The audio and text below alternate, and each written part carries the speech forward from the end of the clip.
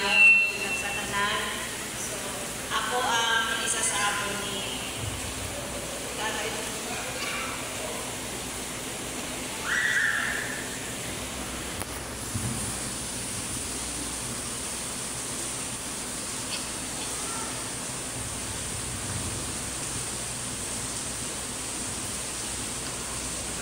Kami nagtakupi sa iyaha na nayapuhan.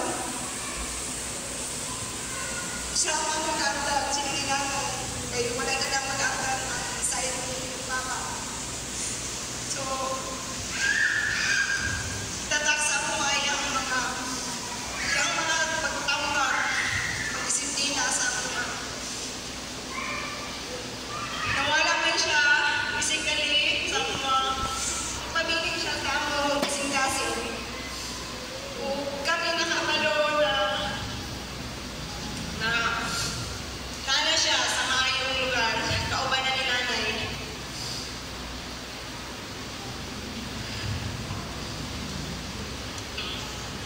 Kay tatay, daghang kayo salamat sa pagpa-experience sa mua na naayabuhan, na ay iluluslaw, na maghantod sa mga kasing-kasing. Karon, kulangin adlaw na nakauban ka na mo din sa kalibutan. Kung hatod na katamo sa imuhang lugaran, kauban sila nanay, sila lula o si Uncle Edwin.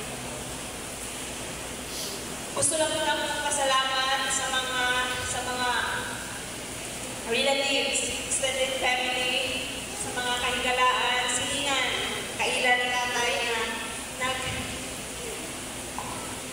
nakiramay o nagpuyat. Daghang kayong salamat sa inyo